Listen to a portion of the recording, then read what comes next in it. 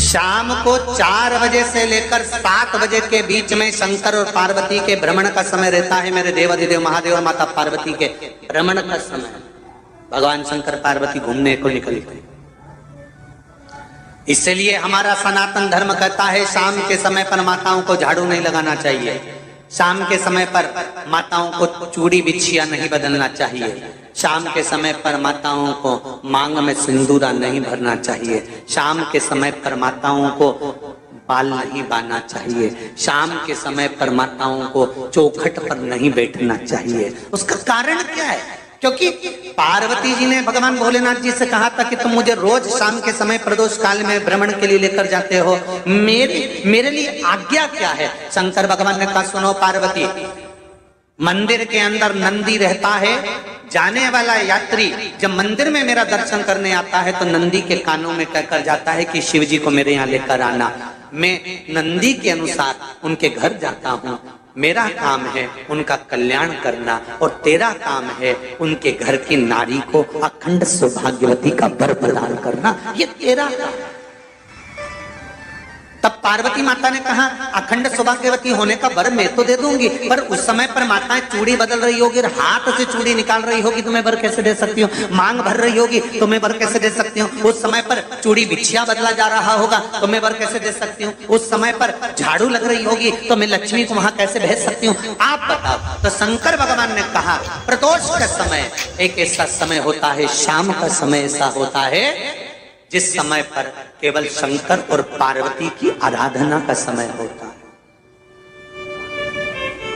हम तो कई लोगों से कहते हैं अगर आपके यहाँ संपदा नहीं आ रही है, बहुत मेहनत कर रहे हो, फल नहीं मिल रहा, कहीं नौकरी, कहीं सर्विस या कहीं व्यापार या व्यवसाय में कहीं तकलीफ आ रही है, हम सबसे कहते हैं शाम का समय पकड़ लो, शंकर जी के मंदिर में दिया लगाना प्रारंभ कर दो।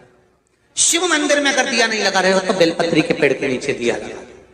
बेलपत्री और शंकर जी के मंदिर में दिया नहीं लगा रहा तो शंकर जी के मंदिर के बाहर चौखट पर दिया लगा।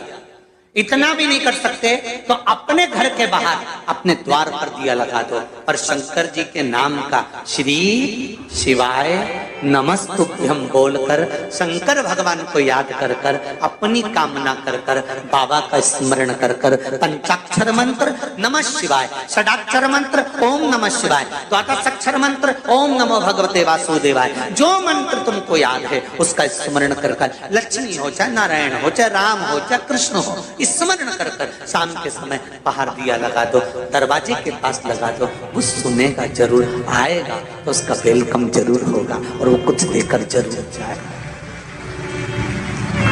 नियम तो बनाओ, उसकी चौखट पर जाकर कहना प्रारंभ।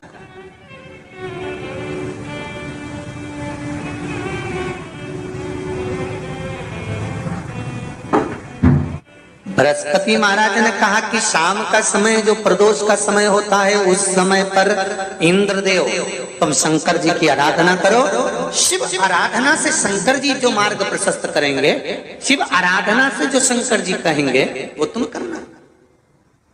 ठीक है, आराधना करी बाबा भोलेनाथ जी।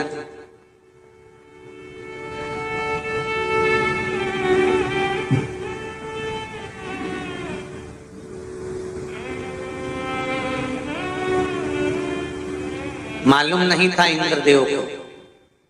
बृहस्पति महाराज ने प्रदोष की महत्वता समझाई तो प्रदोष का समय जानकर शंकर जी पर 7 बेलपत्र प्रदोष के दिन इंद्र ने समर्पित कर दी बिना सोचे। कितनी बेलपत्र? 7।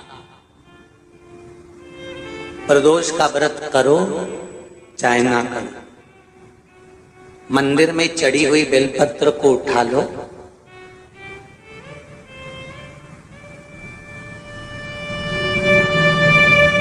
बेलपत्र का ब्रह्म कमल बना लो,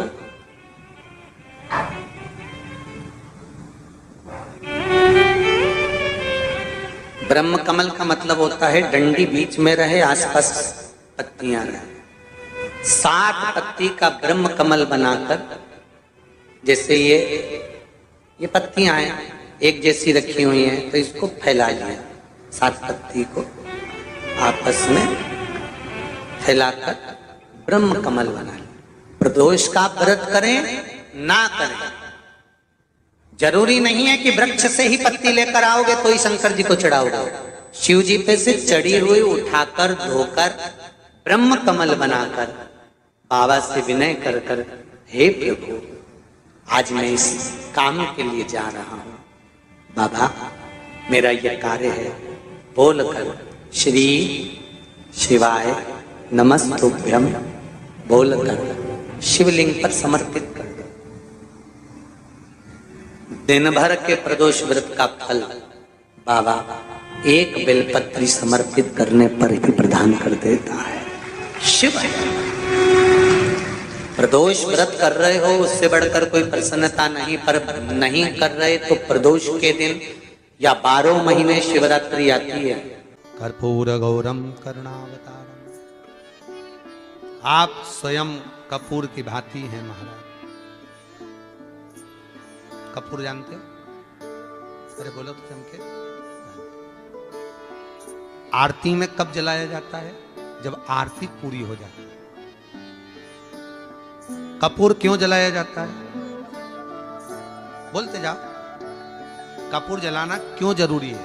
आरती में, यज्ञ में, अनुष्ठान में कपूर की क्या महत्व है? कौन है ये कपूर? कपूर शंकर भगवान को कहा कर्पूर गौरम करुणावतार। आप कपूर की तरह श्वेत है, पर कपूर की तरह आप हैं, क्योंकि कपूर है क्या? जब भगवान राम और कृष्ण ने यज्ञ किया, देवताओं ने आवृत्त यज्ञ किया। भगवान विष्णु जिस यज्ञ को करे, भगवान राम ने जो अश्वमेध यज्ञ किया, देवताओं ने जो यज्ञ किया, आनंदमय भगवान विष्णु जिस यज्ञ को करे, यह अश्वमेध यज्ञ केवल राम ने नहीं, इससे पहले नारायण कर चुके थे। भगवान विष्णु लक्ष्मी के साथ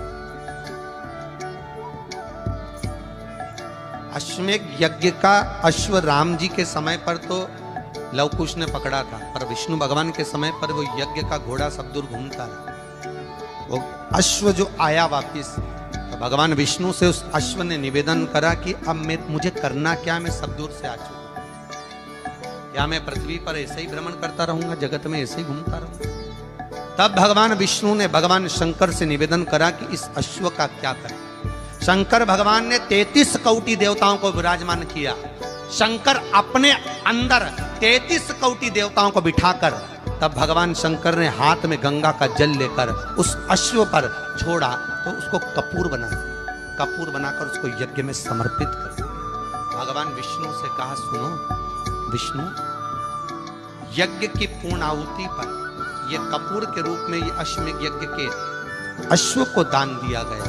अर्थात पृथ्वी पर मनुष्य यदि अपने घर में आरती पूजन में कपूर को प्रज्वलित करेगा तो उसको 1000 अश्वमेध यज्ञ का फल उसी समय पर प्राप्त हो जाएगा। इसलिए हर आरती के पूजन के बाद कपूर का टुकड़ा जलाया। कपूर की बड़ी महत्वता है हमारे। यदि घर में क्लेश मचा हुआ है, बहुत अशांति है, बहुत ज्यादा क्लेश है, बहुत ज्यादा क्लेश, तो कपूर के 4 टुकड़े कर लीजिए और 4 टुकड़े कर कर चारों दिशा में घर में रख दीजिए। कितना भी झगड़ा चल रहा होगा, कितना भी क्लेश मचा होगा, शांति हो जाएगी, अपने आप शांति हो जाएगी। 5 या 7 मिनट